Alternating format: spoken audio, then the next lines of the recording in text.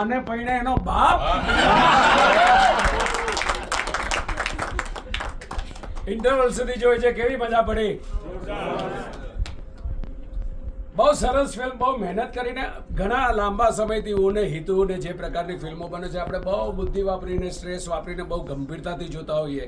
એ વખતે એવી એક ફિલ્મ કરવાની ઈચ્છા થઈ અમારા નિર્માતાની, દિગ્દર્શકની, કે બ્રેઇનલેસ કોમેડી, રિલેક્સ થઈને આવો, સ્ટ્રેસ બાજુમાં મૂકો, મોજ કરો, અહીંયા બેઠા બેઠા લંડનની સફર કરો અને પછી જતી વખતે તમે નક્કી કરો જાતે કે આમાંથી લાયક કોણ છે, નાલાયક કોણ છે. મેં પેપર ફોડી નાખ્યું કે હું ને હિતુ તો બિચારા બંને જણા લાયક છે, નાલાયક તો આ છે. ના ના, તમને અમારી હિંમત થાય. મારી સાથે આજ સુધીની સૌથી વધારે ફિલ્મોમાં હિરોઈન બનેલીની સામે આપણાથી બોલાય કઈ ભાઈ? એ તો વખાણ કરવા જ પડે. સાથે અમદાવાદમાં જે થયું પ્રીમિયરના દિવસે 3 દિવસ 4 દિવસ જે રીતે લોકો હેરાન થયા, બહુ ઉમંગથી અમે લોકોએ ઘટના ગોઠવી હતી, પણ અમુક કારણોસર એ કુદરતની સામે આપણે કંઈ ના કરી શકીએ. પણ જેટલી જગ્યાએ અમે લોકો પહોંચ્યા છે, જ્યાંથી રિપોર્ટ આવી રહ્યા છે, બુદ્ધિજીવીઓની વાત નથી કરતો, ક્રિટિક્સની વાત નથી કરતો, પણ સામાન્ય ઓડિયન્સને ખૂબ મજા પડી રહી છે. સામાન્ય ઓડિયન્સના હૃદયને લઈને ફિલ્મ જોજો, મજા પડશે અને અહીંયા એબ્સોલ્યુટલી રિલેક્સ થઈને ઘરે જશો, એ મારું પ્રોમિસ છે. થેન્ક યુ ભાઈ. બસ હિતેનજીએ કીધું એવી રીતના અમે લોકો બધાએ ખૂબ મહેનત કરી છે તમને હસાવવા માટે. એક કહેવાય ને કે કોમેડી, ઇવન હિતેનજી બી ઘણા ટાઈમ પછી કોમેડી કરી રહ્યા છે, હિતુજી બી.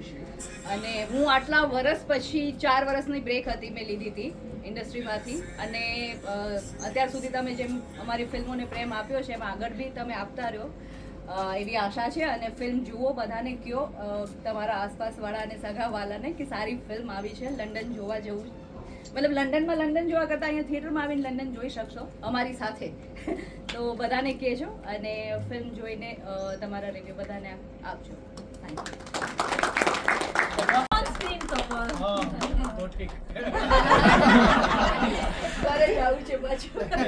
છેલ્લે આપણે રજનીકાંતભાઈને કહીશું.